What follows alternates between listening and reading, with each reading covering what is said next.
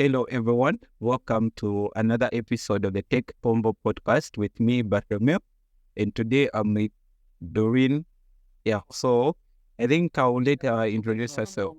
All right, thank you very much, Bathromew. My name is Doreen Mwape. I'd say I'm a tech enthusiast, and also right now I'm just trying to explore what the innovation sector looks like. So I think briefly that's about me. I guess we'll get to hear more about myself as we go on. Yes. So like you've heard, she's a tech enthusiast, and today's discussion will be talking about tech, especially for women, because being a lady, we just try to see how the industry is, as well as also the innovation space that she's in. So we'll try to choose the two together. Yeah. So as we start, you can just tell us a bit how you started your journey and your career. Okay. Thank you for that question. So how I got started really with my tech career is not similar to how most people have started their tech journeys. I think mine started really when I was going to college. So before that, I think the only time I do remember working with something that's techy was when I was using a laptop to play music. So it was really just something that was basic. And then when I had moved to now go to college, my passion has always been teaching. So even when I went there, I was just looking for a course that had to do with teaching. So the one that was going to be a bit easier for me was mathematics, because then I only needed to know the logic, and it's different from these other subjects where you have to study. So fast forward from that, when I went to do my application at Mpomwa College, I was advised to do computer science for teachers, because then it was a new course. And I wasn't really focusing on the computer side, because then the only thing I knew about computers was that you could use them to just type and the basic things. So when I did the application and got accepted, I think it was somewhere in September, October there. And then I think for me, my goal was at the time I was going to school, I wanted to be good. So I was trying as much to research about the courses before I went to school. So I tried as much to inbox some of the seniors, just to ask them for materials and whatnot. So when I got materials, I think we had 10 courses for that year. The other courses made sense, but there was this one that sounded a bit too new to me, which was programming. So when I read the definition, it said you're giving instructions to the computer to tell it to perform a particular task or what to do. And then I was wondering, giving instructions, the only time I remember you can give instructions is to human beings, but then how do you instruct a computer? So I tried to reach out to people in my contact list. I remember I have one person who sells laptops, so I was hoping that they would know about programming. But then when I asked, they didn't know about it. So that was also posed as a challenge. So I just had to wait till I started school to learn more about what this programming is about. And then when I went now to my first year, I don't remember if that was the first day of class, but I remember walking into the classroom and I met our programming lecturer. His name is Mr. Gadwana, and he was just giving orientations about what you need to do to stay focused in college and all that stuff. And so from when I got his name, that's when I tried to when I went back home, I tried to do a Facebook search. I found him on Facebook, and then I just did an inbox, and I was I need you to help me get started with programming. So really, I think for me, that's the point where my programming journey started. So he helped me at least get started with the programming tools and also the basics of programming. So I think from that point is where I'd say my programming journey started from. I don't know if I need to delve deeper or that's fine. I think it's okay. So I think you are saying you started from school, right? Yeah. So did you find it hard and challenging as you were starting out? As I was starting out, I remember the first day I wrote my first Hello World program when I was being helped by Mr. Gadbal as well when I was taking me through. I thought when he showed me how to do it, it looked easy. But then when I went back home and then I tried to do it by my own, trust me, it took me 2 hours to just do a Hello World program. But I think what I would basically say from all this journey, from when I started to programming and now until at the point where I am right now, I wouldn't really say it was hard or simple. I would say it was a mixture of both. Sometimes programming seems it's fun and cool to do. And then when you encounter bugs or something like that, which is challenging, you get to fight a bug for days or weeks, then now it feels you're in the wrong place. So I think for me, it has been a mixture of both. It's sometimes easier and it sometimes feels a bit hard and frustrating. But I think from both ends, I've enjoyed the ride in programming. Yeah, I think it does. Yeah. So when you are choosing computer science, right? And then since in line with the topic that we're having today, did you feel a bit intimidated thinking, okay, this is a career that is suitable for men and boys is so, and then what were people like telling you about it? Yeah. Okay. I think I'll pick it up from the last one and then go like backwards. So for what people were telling me, I remember in my class, I was more of like a top student in programming. Yes. So because my lecturer was Bemba, a damn Bemba, people thought that we were related. Yeah. So people thought that the reason why I was making it in programming was because I was related to the lecturer. Yeah. And I think that really, I don't think it really intimidated me. Maybe it's just because me as a person, I don't really become intimidated by like smaller things. Rather, I think I saw it as an opportunity to try and prove to people that I can do it on my own. It's not because I'm related to this person. And I think from there, things that I started to do, I think the first part of it was trying to bring people together through a coding club. So just to try and keep people aware that I'm not doing this because I'm related to this person, but it's because this is something that I love doing and I'm passionate about. Yes. Yeah. So what are some like challenges that you've come across as you've been in this journey? I think the challenge that I would pinpoint to really was trying to like focus on one thing. I think for me, that's really where the challenge comes in because, tech industry, even when we talk about tech, people think of programming. Even in programming in itself, it's a bit wide. It's not like programming, there's only one language, there are like a lot of languages. So I think that happened is that the more I was trying to connect with these different programmers, everybody was telling me, Doreen, you need to learn Python, you need to learn JavaScript, you need to learn PHP, you need to do VR, AR, this is the next thing. So I found myself like jumping from one thing to another. I think in the first 2 years, I was just switching from this to this to this. So I ended up being a beginner in all these things, like just having an idea, just touching on the top part and not really going in depth. And I think that was a challenge, still a bit of a challenge right now, but it's something that I'm working on, just trying to at least know why you're learning something and also just trying to focus on that part till we get better into it. Yeah, because I think that has been a challenge for me as well, where you start learning one language and then after a week, there's a new language that you come across, and then you come across a YouTube video. This person is saying this is the next language. This is what you should learn. And then you find you are switching to a different language, and throughout you just begin switching everything. So I think that really was a challenge. But I think through having to interact with different programmers, then I was taught at least you have to try as much to learn something, at least become better in it. So that you're able to now switch around, because I feel like programming, most of the concepts are similar in languages. So at least if you try as much, focus on one, you learn that, and then now so that in the future you're just able to switch across. Because what differs is just the syntax. The syntax mostly. And then much of the principles are the same.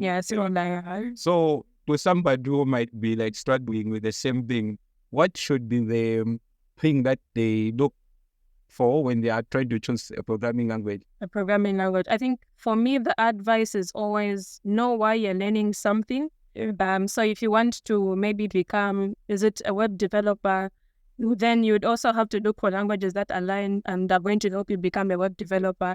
If the reason is maybe you want to get a job, maybe try and do a research on what programming languages would help you get a job. So I think for me, the advice is trying to find your why you're learning something. That really helps you to choose some of the languages you need to focus on.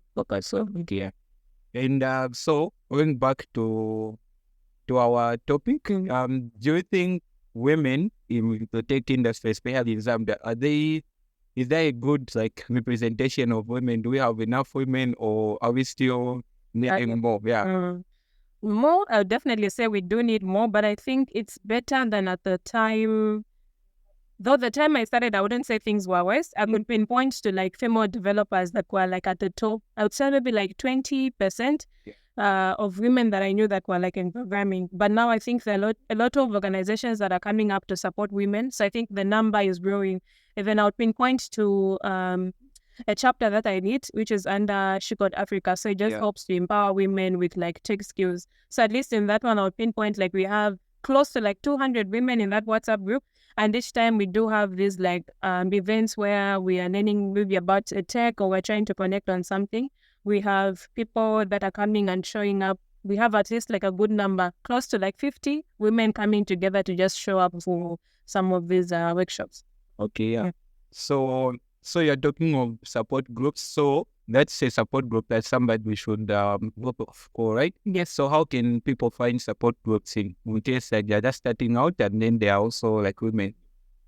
I'll give them the approach that I used. So I try as much to like research about some of these organizations that are helping women. So just going on Google and trying to search organizations supporting women, that's how I got to know about She Could Africa. It's not like maybe somebody referred it to me. I was just searching around organizations, found it, tried to sign up, connect with their community. And that's how I got to have an opportunity to now lead the chapter, which is for Lusaka. Yes. Okay. So for this same chapter you're leading, do you get to have like physical meetings or is it only virtual? So we do have physical meetings, but like from time to time, because again, we need like a physical space. So we do at least in a year, I think we managed to have like at least close to like 2 to 3 physical, physical events just to help the women stay focused in the tech industry. But most of our sessions are virtual. Most of your sessions are virtual. So how can like somebody just be part of it? And what are some opportunities that somebody might expect to gain from it? Okay. Yeah. So being part of it, we have a Facebook page, which is called She Could Africa Lusaka. So as you inbox us, you'll be provided with like a Google form that you need to fill out. And then we make you join the WhatsApp group. And then, you just need to remind me of the last part. Yeah. I just slipped my mind. Sorry. The last part I was saying that what are some opportunities that people would look forward to, they are part of that. Okay, so opportunities that we have, there are mentorship programs that come from She Could, because there's like a whole big organization, She Could Africa, and then you have like chapters under it. Yes. So we do have like events where women are mentored. We also have some other workshops that are conducted to just help empower women with tech. Whether you want to do like mobile development, web development, you'll find women, like a good number of women across different African countries that are doing that. And so from there, you can network with different people, and also maybe by chance find a mentor that is going to just help you get the mentorship that you need. All right. So are there like requirements for somebody who wants to join, or is there like age restrictions or anything like that? No, so there are no really requirements. The only thing that you'd have to be currently is restricted to a specific gender, which is like for females. So long as you're female, you're very welcome to be part of the community. Okay, yeah. And I think that's very good. I think some of our listeners, I think mostly people look for support, like an environment that can promote what they are doing, and it helps you to learn and grow as well, and also mentorship. So talking about mentorships, did you have mentors like starting out? So I think the aspect that you spoke about, which is like mentorship, is very important. I was lucky enough to have like free mentorship. So the approach that I took was that, because at that point I couldn't like afford to pay a mentor and whatnot. So through these organizations that I was part of, they do have these programs that run where they get to pair you with a mentor. So maybe if you want to go with the route for backend development, there'll be a program, and then you'll be assigned a particular mentor that's just going to guide you through the whole process. So I think that's the first mentor that I got was actually from She Could Africa that helped me through the backend development. So just aligning in that. And then currently I have a mentor. So I joined this program called When Females Lead. So I got to be paired with a mentor. Her name is Chisom. She's from Nigeria but currently works in the UK. So she also has been offering mentorship. Now that I have like two things to me, so I have the tech side and I'm also just trying to explore the innovation side. So she's a product manager, so she has more of like a mixture of what I'm trying to do. So she also has been like very helpful in, I think one thing that I would pinpoint to, just recently a conversation I had with her is trying to know, because most of the, either in tech or also in my space in innovation, most of the things that we get to do is collaboration. So working with different people in a team. So there's this book that she referred me to, which is called Surrounded by Idiots. So it helps you just learn different kinds of personalities when you're working in a team. So I think in such ways, mentorship really has been important. And I think it's something that I would really stress to the audience. If you're not able to afford a mentor, at least just try to sign up to a program that will let you have access to a mentor. Just for free. Yes. And because a lot of people wouldn't really afford, because some of them are still in college or universities and they are just starting out. So I think, like you said, our audience, if you are looking for a mentor, you are looking for a community to be part of, you can just do a search online. There are a lot of communities that are available there. Sure. And one question that I wanted to ask, so we've talked about you. Right now, you are saying that at least we are getting somewhere, right? But we still need more women. Yeah, we still need more women. Well, so if someone wants to start out, what advice would you have for them? How would a person just get started into tech? Okay. I know sometimes why I earlier mentioned like starting with your why. I know like when you're starting out, sometimes you'd find there's already people who are on an advanced level and you feel like you are lost. But I think it's just trying to know what you want to get out of all this journey. Let's say if you envision yourself as a software engineer, so you'd have to try to reach out to developers as well. I think one thing that a trick that I did that worked out for me is that I still do is trying to just reach out to people. I utilized Facebook very much because a lot of programmer friends that I have were like on Facebook. So just going to inbox people, don't be afraid. People are always willing to help. So you just reach out to people, ask them, because for somebody who's already done it before, they'll at least guide you on the right path. So just try to reach out to people who are already on the journey that you want to take up to, and they'll be able to advise you to like some of the steps that you're supposed to take, such as able to be successful. Okay. Another question that I would love to ask you is, how do you get to balance right now as you are working? How do you get to balance your personal life and your personal commitments with work? I think it's kind of hard. Sometimes people refer to me as like a workaholic because I like to like work a lot, but at least try. It's the field that you are in. It's demanding. Yes. So I think it's just trying to find a balance. For me, I would say most of my friends are busy, so I don't really say that I hang out with friends. But I have like a good number of siblings. I have like 5 young brothers and 1 older sister. So I try as much to just have like a family time with them. At least it keeps me away from like just work, and at least try to spend time with like my family and sometimes friends. The only challenge is that most of my friends are busy. But I try as much to strike a balance, though I'm not really good at it. But earlier on, I think I'll just take you back. You mentioned that you were a top student in programming in your class. What does it take to be a top student? Like for someone who's just in school now. Okay. I would say like, yes, you have to study for it. That's definitely something you can't run away from studying.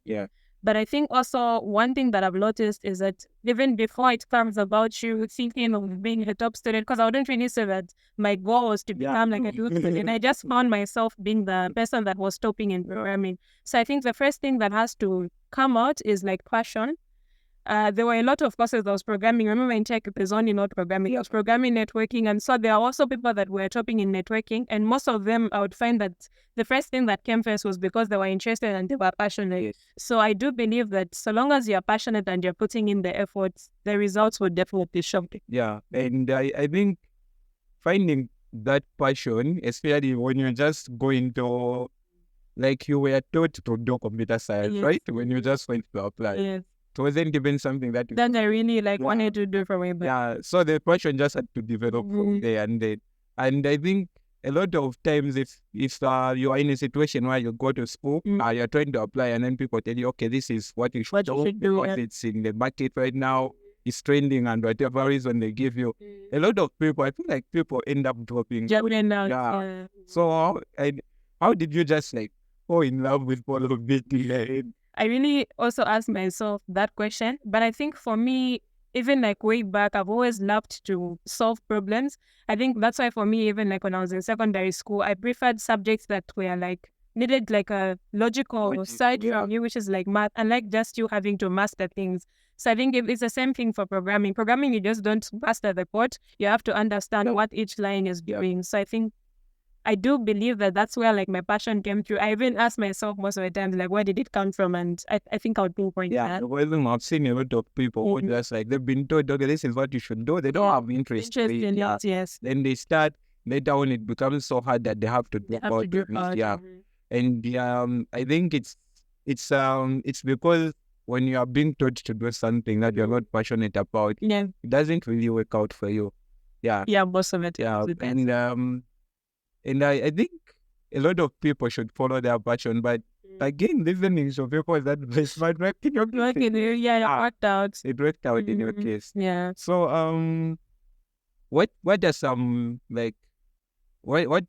how is the future? How do you see the future for tech for women in Zambia? Like what are some of the trends that you're expecting to come, especially within here?